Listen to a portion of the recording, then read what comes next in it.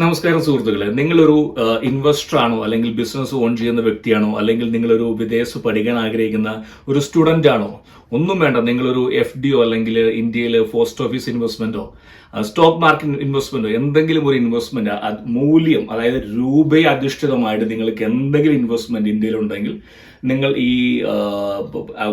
ഞാൻ പറയാവുന്ന കാര്യങ്ങൾ വ്യക്തമായി കേൾക്കണം.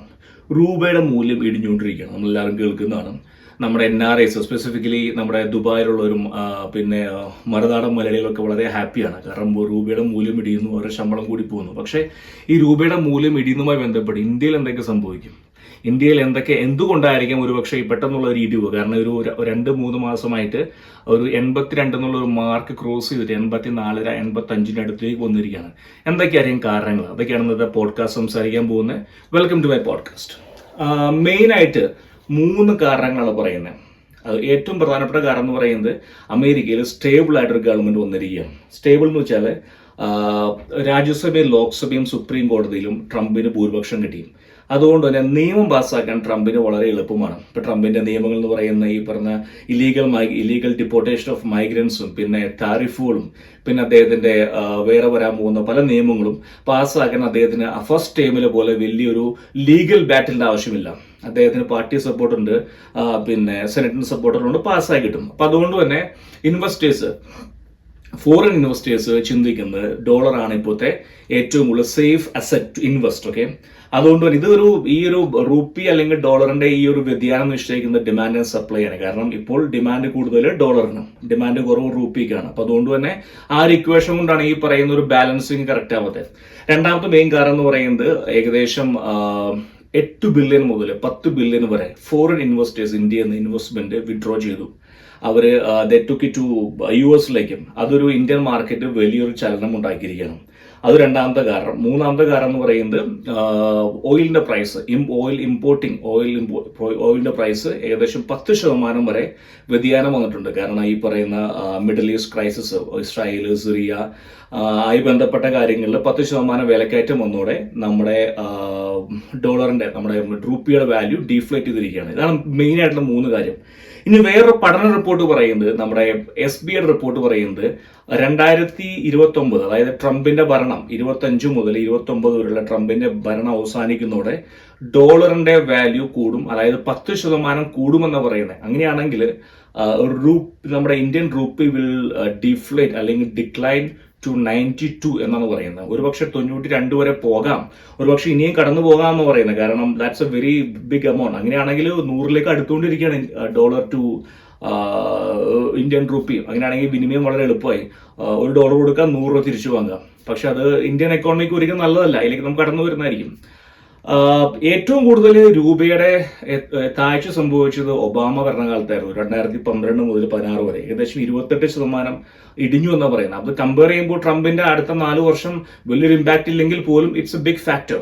ഇനി പറയാമോ സംഭവം എന്ന് പറയുന്നത്, ഒരു ഇന്ത്യൻ പൗരൻ അല്ലെങ്കിൽ ഇന്ത്യയിൽ ജീവിക്കുന്ന വ്യക്തിയെ നിങ്ങൾക്ക് എന്തൊക്കെ മാറ്റങ്ങളായിരിക്കാം ഈ പറയുന്ന ഡോളറിന്റെ ഈ ഒരു മൂല്യം കൂടുമ്പോൾ സംഭവിക്കുന്നത്? കാരണം ഞാൻ ഒരു NRI ആയതുകൊണ്ട് ഞാൻ ഇന്ത്യയിൽ വരുമ്പോൾ എനിക്കത് വ്യക്തമായി അറിയാൻ സാധിക്കും. നമ്മൾ 2 വർഷം 3 വർഷം കൂടി വരുമ്പോൾ നമ്മൾ അന്ന് കൊടുത്ത സാധനത്തിന്റെ അന്ന് കൊടുത്ത വിലയും ഇന്ന് കൊടുക്കാൻ പോകുന്ന വിലയും നമ്മളെ വ്യത്യാസം മനസ്സിലാക്കുമ്പോൾ നമുക്ക് അറിയാൻ പറ്റും രൂപയുടെ വില കുറഞ്ഞു പോകുന്നു.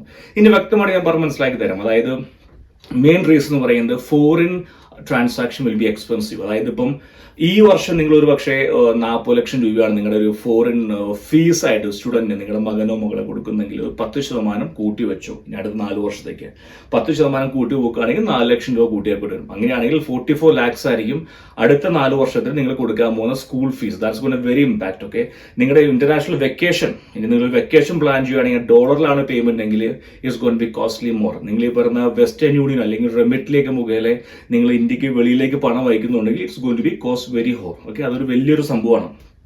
രണ്ടാമത് പറയുന്നത്, ഫോറിൻ ഇൻവെസ്റ്റ്മെന്റിൽ ഇന്ത്യയിൽ നിന്ന് മൂവ് ഔട്ട് ചെയ്യും. കാരണം ഒരു എക്സാമ്പിൾ എടുക്കുകയാണെങ്കിൽ ജെഫ് ബേസോസ്, അദ്ദേഹം ആമസോണിന്റെ ഫൗണ്ടറാണ്. അദ്ദേഹം വിചാരിക്കുക എൻ്റെ കയ്യിൽ $10 ബില്യൺ ഇപ്പുണ്ട്, ഞാനൊരു 10 വർഷത്തേക്ക് ഇന്ത്യയിലേക്ക് ഇൻവെസ്റ്റ് ചെയ്തിട്ടേക്കാം. SIP അല്ലെങ്കിൽ മ്യൂച്വൽ ഫണ്ട് എന്തെങ്കിലും ആവട്ടെ. 10 വർഷം കഴിയുമ്പോൾ എനിക്കൊരു 100% പ്രോഫിറ്റ് കിട്ടും, 20 ബില്യൺ കിട്ടുമെന്നാണ് ആഗ്രഹം. പക്ഷേ 20 ബില്യൺ കിട്ടിയാൽ പോലും തിരിച്ച് ഡോളറിലേക്ക് കൺവേർട്ട് ചെയ്യുമ്പോൾ അദ്ദേഹം നഷ്ടം വരുന്ന കാര്യം. കാരണം ഡോളർ അഗെയിൻസ്റ്റ് റുപ്പീസ് ഡിഫ്ലേറ്റിംഗ്. അപ്പൊ അതുകൊണ്ട് തന്നെ അദ്ദേഹം ഉദ്ദേശിക്കുന്ന ആ ഒരു ബെനിഫിറ്റ് കിട്ടില്ല. So he think that why should I invest in India? Okay, India Roopi താഴേക്ക് പോയിക്കൊണ്ടിരിക്കുകയാണ്. അപ്പൊ അതുകൊണ്ട് തന്നെ let me invest only in US. അതുകൊണ്ട് ഫോറിൻ ഇൻവെസ്റ്റ്മെന്റുകൾ ഇന്ത്യയിലേക്ക് വരാൻ പോകുന്നില്ല. രണ്ടാമതെന്ന് പറയുന്നത്, മൂന്നാമത്തെ കാരണം ഡിസ്കറേജ് ഇമ്പോർട്ട്. ഓക്കെ, കാരണം import will be always in dollar. അതായത് നമ്മുടെ വേറൊരു കാരണം എന്ന് പറയുന്നത്, നമ്മുടെ ഈ ഇമ്പോർട്ടേഴ്സ്, ഇന്ത്യയിൽ ഇമ്പോർട്ട് ചെയ്യുന്ന ട്രേഡേഴ്സ്, അവർ ഹെഡ്ജ് ചെയ്യാണ്. അതായത് ഒരുപാട് പണം വാങ്ങുവാണ് ഈ ഡോളറിൽ. കാരണം അവർ ഏകദേശം ആന്റിസിപ്പേറ്റ് ചെയ്യാണ് ഡോളറിന്റെ വാല്യൂ കൂടും എന്നുള്ള ആന്റിസിപ്പേറ്റ് ചെയ്തിട്ട് ഒരുപാട് പണം ഡോളറെ വാങ്ങിച്ച് കയ്യിൽ വെക്കുകയാണ്. RBI അവർക്ക് നിർദ്ദേശം കൊടുത്തിട്ടുണ്ട് അങ്ങനെ ചെയ്യരുതെന്ന്. എന്നാൽ പോലും ഒരു പരിധി കഴിഞ്ഞിട്ട് നമ്മുടെ ഈ പറഞ്ഞ ട്രേഡേഴ്സ് പണം വാങ്ങിച്ചു വെക്കുകയാണ്. കാരണം അവർക്കറിയാം import is going to be very expensive. അതുകൊണ്ട് തന്നെ ഇമ്പോർട്ട് ഇനി വരും കാലങ്ങൾ കുറയ്ക്കാൻ പറയും സർക്കാർ തന്നെ. എന്താ പറയുക, ഓയിൽ ഇമ്പോർട്ട്, കോൾ ഇമ്പോർട്ട്, എനർജിയൊക്കെ ഡിപ്പെൻഡ് ആയിരിക്കുന്ന ഈ പറഞ്ഞ മേഖലയാണ്. അങ്ങനെയാകുമ്പോൾ തീർച്ചയായിട്ടും import will be like very expensive. സർക്കാർ ഇത് കുറയ്ക്കാൻ നിർബന്ധിതമാകും സർക്കാർ. അതൊരു വലിയൊരു ഫാക്ടറാണ്. അങ്ങനെ ആകുമ്പോൾ വിലക്കയറ്റം ഓട്ടോമാറ്റിക്കലി കൂടും. കാരണം പെട്രോള് അല്ലെങ്കിൽ ഡീസൽ അല്ലെങ്കിൽ ഈ പറയുന്ന എനർജി, ഈ മൂന്ന് കാര്യങ്ങളുടെയും ഉപയോഗം കുറയ്ക്കാൻ വേണ്ടി സർക്കാർ അല്പം വില കൂട്ടും. അത് നമുക്ക് പ്രതീക്ഷിക്കാവുന്നതാണ്. ഇനി കോസ്റ്റ് ഓഫ് പ്രൊഡക്ഷൻ ഇനി വളരെയധികം കൂടാൻ പോകണം. കാരണം എന്ന് പറയുന്നത്, നമ്മുടെ ഐഫോൺ എക്സാമ്പിൾ എടുക്കുക. ഒരു ഐഫോൺ പ്രൊഡക്ഷൻ ഇന്ത്യയിലുണ്ട്. ഐഫോൺ ഏകദേശം 1600 കോമ്പണൻസ് വേണം ഐഫോൺ ഉണ്ടാക്കാൻ. എല്ലാം ഇമ്പോർട്ട് ചെയ്യാണ്. ഡോളറിലാണ് അതിന്റെ എല്ലാ പേയ്മെന്റും. അപ്പൊ അതുകൊണ്ട് തന്നെ ഇമ്പോർട്ട് ചെയ്യുമ്പോൾ തീർച്ചയായിട്ടും ഡോളറിൽ കൊടുക്കുമ്പോൾ ഇറ്റ് ഈസ് ഓട്ടോമാറ്റിക്കലി അതിന്റെ പ്രൈസ് കൂടുന്നതായിരിക്കും. നമ്മുടെ ഈ ഇന്ത്യൻ ഫോറിൻ പ്രോഡക്ട്സ് ആയിട്ടുള്ള ബർഗർ കിങ്, അതുപോലെ തന്നെ മക്ഡൊണാൾഡ്സ്, നമ്മൾ വേറെ യൂസ് ചെയ്യുന്ന ഡൊമിനോസ്, ഈ പറഞ്ഞ സംഭവങ്ങളൊക്കെ തീർച്ചയായിട്ടും എക്സ്പെൻസീവ് ആയിരിക്കും. കാരണം അവരുടെ പ്രോഡക്ട്സുകളൊക്കെ എല്ലാം ഇമ്പോർട്ട് ചെയ്യണം, അവരുടെ റോ മെറ്റീരിയലും എല്ലാ സംഭവങ്ങളൊക്കെ. അപ്പൊ അതുകൊണ്ട് തന്നെ ഈ പറഞ്ഞ സംഭവങ്ങളൊക്കെ വീണ്ടും എക്സ്പെൻസീവ് ആയിക്കൊണ്ടിരിക്കുകയാണ്. പിന്നെ സർക്കാരിന്റെ savings will be like lose value. സർക്കാർ നമ്മളെപ്പോലെ റിസർവ് മണി ഉണ്ട്, Indian money, gold, foreign currency, പിന്നെ ഇന്ത്യൻ വാല്യൂ ഉണ്ട്. അപ്പൊ അതുകൊണ്ട് തന്നെ സർക്കാരിന്റെ ഈ പറയുന്ന റിസർവ് ആയിരിക്കുന്ന പണം, അതിപ്പോ അവരിപ്പോ 100 കോടി റിസർവ് ആയി വെച്ചിട്ടുണ്ടെങ്കിൽ അതിന്റെ 10% ഇനി ചെല്ലുമ്പോൾ കുറയുകയാണ്. അപ്പോൾ സർക്കാർ എന്ത് ചെയ്യും, നിർബന്ധിതമാകും എന്ത്, ടാക്സ് കൂടുതൽ കളക്ട് ചെയ്യാം. കാരണം അവരുടെ വരുമാനം കുറയുകയാണ്. അപ്പോൾ സർക്കാർ എന്താണെന്ന് വെച്ചാൽ ഹിഡൻ ടാക്സുകൾ വീണ്ടും ഏർപ്പാടാക്കും. കെട്ടിട നികുതി, വാഹന നികുതി, ആ നികുതി എന്ന് പറഞ്ഞാൽ സർക്കാരിന് വേറെ വഴിയില്ല. നാലാമത് പറയുന്നത്, നമ്മുടെ പ്രോപ്പർട്ടികളുടെ വില വീണ്ടും കൂടുതലായിരിക്കും. കാരണം എന്താണെന്ന് വെച്ചാൽ ഇന്ത്യയിൽ പ്രോപ്പർട്ടികൾ വാങ്ങാൻ NRIസിന് എളുപ്പമാണ്. കാരണം NRIസിന്റെ പൈസയുടെ മൂല്യം കൂടുതലാണ്. അപ്പൊ അതുകൊണ്ട് തന്നെ ഒരു പ്രോപ്പർട്ടി ഇന്ത്യയിൽ വന്നു കഴിഞ്ഞാൽ 50 ലക്ഷത്തിന്റെ പ്രോപ്പർട്ടി മാർക്കറ്റിൽ വന്നാൽ അത് വാങ്ങാൻ ഒരു NRI ചാടി വരും. കാരണം അവനത് വാങ്ങാൻ എളുപ്പമാണ്, കാരണം അവന്റെ പൈസയ്ക്ക് മൂല്യമുണ്ട്. പക്ഷെ ഒരു ഇന്ത്യക്കാരന് വാങ്ങാൻ സാധിക്കില്ല. കാരണം ഇന്ത്യക്കാരന്റെ പണത്തിന്റെ വാല്യൂ ഡിഫ്ലേറ്റ് ആയിക്കൊണ്ടിരിക്കുകയാണ്. അപ്പൊ അത് ഒരു കാരണമാണ്. ആക്ച്വലി ഇങ്ങനത്തെ ഒരു 5-8 കാരണങ്ങളാണ് ഇത് കൂടിയാൽ വരാൻ പോകുന്നത്. ഇനി എന്തൊക്കെ ചെയ്യാൻ പറ്റുമായിരിക്കും നമ്മുടെ സർക്കാരിന് ഒരുപക്ഷെ ഇതിനെ പ്രതിരോധിക്കാനായിട്ട്?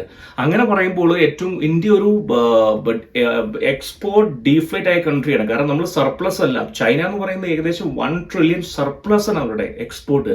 ഇന്ത്യൻ സർക്കാർ actually we are trying to do, നമ്മൾ ഈ റഷ്യയുമായി ബന്ധപ്പെട്ട് നമ്മൾ രൂപയിൽ കൈമാറ്റാൻ ശ്രമിച്ചു നോക്കി. പക്ഷേ നമ്മൾ രൂപ വാങ്ങിക്കാൻ ആരും തയ്യാറാവുന്നില്ല. കാരണം രൂപയിൽ വിനിമയം നടത്താൻ ആരും തയ്യാറാവാത്തതുകൊണ്ട് റഷ്യൻ ബാങ്കുകളിൽ നമ്മുടെ രൂപ കെട്ടിക്കിടക്കുകയാണ്. അപ്പൊ അതുകൊണ്ട് തന്നെ ആ ഒരു ശ്രമം പാളിപ്പോയി.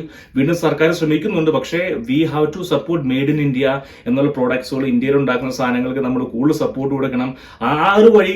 അങ്ങനെയാണ് നമുക്ക് ഇമ്പോർട്ട് കുറയ്ക്കാൻ പറ്റുള്ളൂ. അങ്ങനെ നമുക്ക് ഇമ്പോർട്ട് സർപ്ലസ് ആയ ഒരു രാജ്യമാകാൻ നമുക്ക് സാധിക്കുള്ളൂ. എക്സ്പോർട്ട് സർപ്ലസ് ആയ രാജ്യമാകാൻ നമുക്ക് സാധിക്കുള്ളൂ.